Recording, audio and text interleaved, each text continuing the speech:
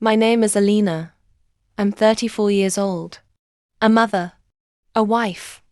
And until recently, I was the kind of woman who believed in love over logic. Loyalty over doubt.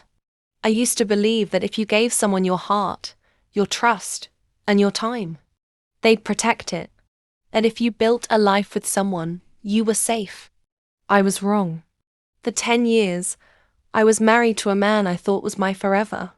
We had a beautiful home, 2 children, and the kind of picture-perfect life that looked so flawless on the outside. People would actually say, "You two are lucky.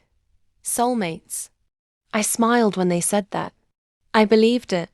But what I didn't know was that the man I shared my life with was secretly planning to end our marriage, not with honesty, not with dignity, but with strategy and cruelty. And I found out by accident. It was late, just after 11 p.m. The kids were asleep. I had just finished folding laundry and went to bring him a cup of tea. I wasn't trying to snoop. I wasn't even suspicious. I was just being a wife. Then I heard it. He was in his office. The door was half open. He was on the phone with someone, maybe his friend. Maybe a lawyer, I'll never know. But I heard his voice clear as day. And I'll never forget the sentence that changed everything. "She won't see it coming. I've already moved the important stuff. I'll make it look fair, but I'm taking what's mine. Let her keep the kids. I'll be out with cash in hand." I stood there frozen, my entire body numb. I could hear my own heartbeat in my ears. In that moment, 1,000 images flashed through my mind: our wedding, our late-night talks, him holding our babies, laughing in the kitchen. And then suddenly, all of it meant nothing. He wasn't planning to leave me with honesty. He was planning to leave me with nothing. But here's the thing about betrayal. It doesn't just hurt. It wakes something up in you. Something cold, focused, dangerous. I didn't barge in. I didn't scream or throw anything. I quietly backed away, went to the kitchen, poured the tea down the drain, and sat at the table until sunrise. I didn't cry. Not yet. I just planned. The next morning, I smiled at him like everything was fine. I made the kids breakfast, asked him about his meetings. And while he thought I was still the loving, clueless wife, I was already becoming his worst nightmare. I called a lawyer, a discreet, high-end family attorney recommended by someone I trusted. I told her everything. She didn't flinch. She'd seen this before. She immediately connected me to a forensic accountant.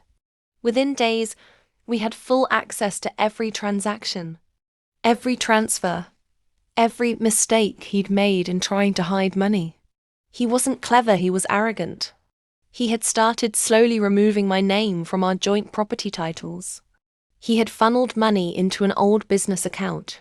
He sold one of our investments and stashed the profit in an account under his cousin's name. And he thought I'd never notice. But I did. So I moved, quietly and legally. I shifted all my personal savings and inheritance money from my father, which he had no right to touch, into a trust. I opened a new account under my name only, moved stock shares I owned, and signed a power of attorney agreement with my lawyer, so he couldn't make any sudden moves. I played the long game. I stayed calm. I kept acting like the sweet, unsuspecting wife. I even planned a weekend getaway with him, just to keep the illusion alive while my team worked behind the scenes. Then, exactly 1 week later, he did it. He walked in, sat me down, and pulled out a folder. "Alina," he began, acting so kind, so fake. "I've been thinking. We've grown apart. I think it's best for both of us if we go our separate ways. I've drafted a simple agreement. Nothing messy. Let's do this like adults, yeah?" I took the folder. I opened it. He wanted the house, the car, half of our joint savings, what little he'd left, minimal spousal support, shared custody with no overnights.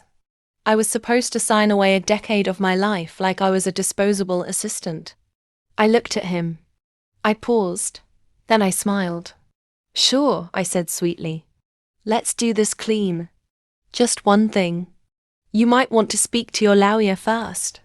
The confidence drained from his face. What? I leaned forward and said, I know everything. The accounts. The transfers. The business account.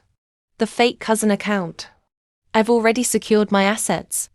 My lawyer has a full timeline of your activities. And by the way, I moved first. His hands started shaking. He had thought he was in control.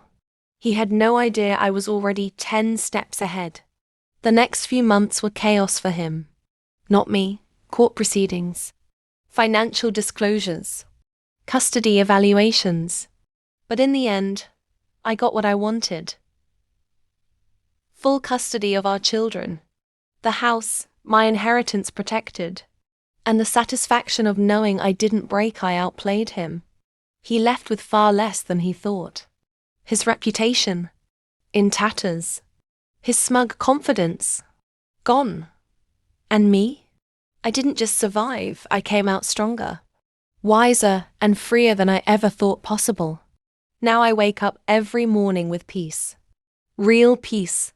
Not the fake kind where you pretend everything's fine. The kind you earn. The kind you fight for in silence. And I'll never forget what this journey taught me. So if you're listening to this, and you've ever felt something wasn't right, trust that feeling.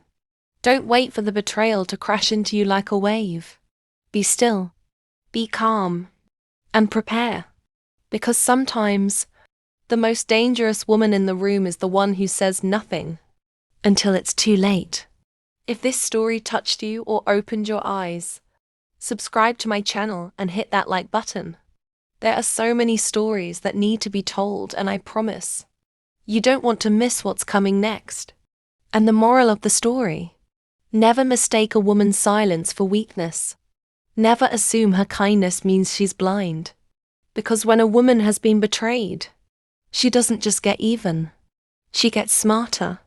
And by the time you realize it, she's already gone with everything you thought you'd steal.